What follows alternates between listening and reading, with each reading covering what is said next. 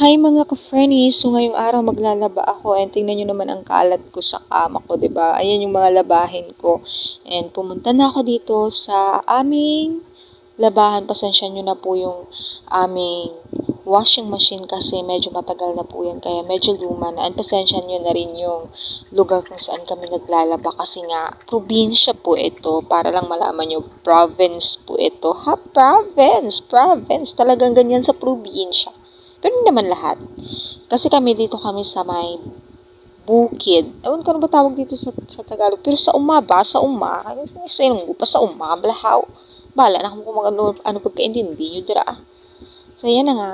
Nilabhan ko na lahat ng mga syempre umog ko ba ng mga labahan ko. Gitbla nga isarong kasi manang way nalabhan. So, ayun na nga. Ganyan lang naman kadami. Pero, meron pa yung dagdag mamaya kasi nga, maglalabad na ako ng mga bedsheets ko. Ayun o.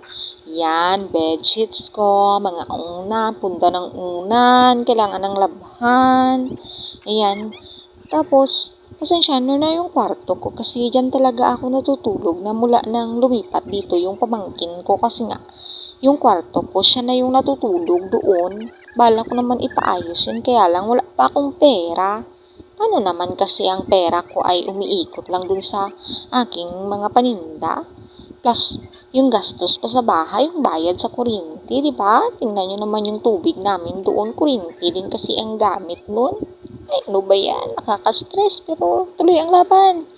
So, yun na nga, nilalabhan ko na yung mga, or nagbabanaw na ako dyan. So, kailangan ko ng banawan yan kasi nga, kailangan ko na magsampay. And sumasabay kasi yung gawain ko din sa labas kasi yung mga paninda ko doon, hindi pa naka-display. Oh my gosh.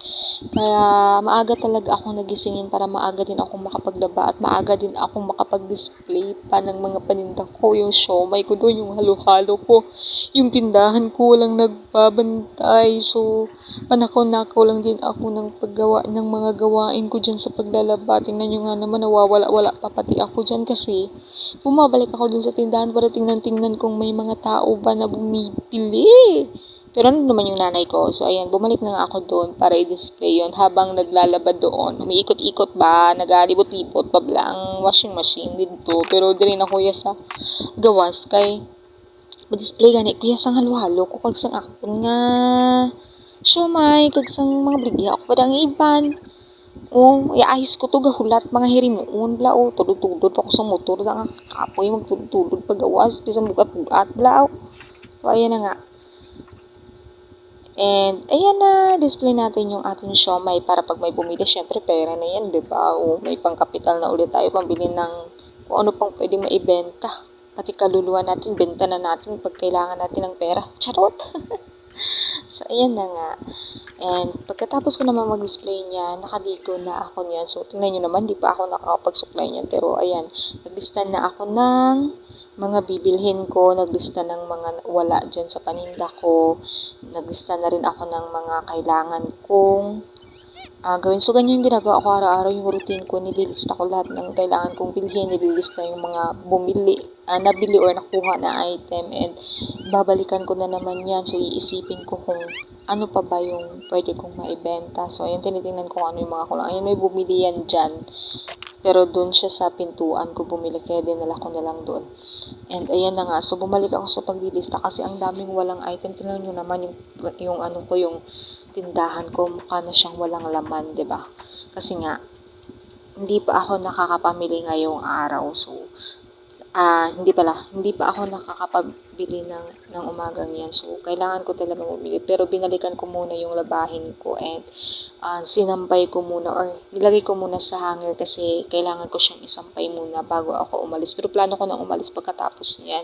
And nagpaalam na ako kay mama na aalis ako after kong maglaba kasi nga mamimili ako ng mga paninda ko. Ganito lang yung routine ko talaga araw-araw kahit nakakapagod. And minsan nakaka-stress din kasi pag mahina yung bentahan, 'di ba? So, nagsampay na ako sa labas. Buti na nga lang malinis na yan dyan sa labas. Kasi nung nakaraan, sobrang dumi talaga yan dyan. So, ayan na nga. Naglagay na ako ng mga, syempre sa mukha. Kasi nga, hindi ako sanay na walang nilalagay ano ba tawag dyan? Cream sa mukha kapag umalis ako ng bahay. So, ayan, naglagay na ako ng cream para parang sunscreen protection lang din yung sa akin na nilalagay sa mukha ko. Para lang kapag naiinitan ako, diba? So, ayan na nga. Pagkatapos, nilagyan ko pati yung batok or yung lieg pala. Para naman, di ba, hindi bangian, walang itsura, tahaw. So, ayan, habang naglalagay ako kumakain or iinom ako ng energy dyan kasi nagutom ako at di pa ako nakakapag-almusal kasi inuuna ko ang trabaho. But then, okay lang naman kasi worth it naman kahit inuuna yung trabaho.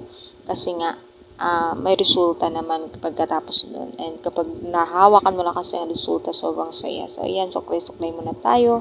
And pagkatapos nito, let's go! Paano ba yan? Bukas ulit. Happy is the life!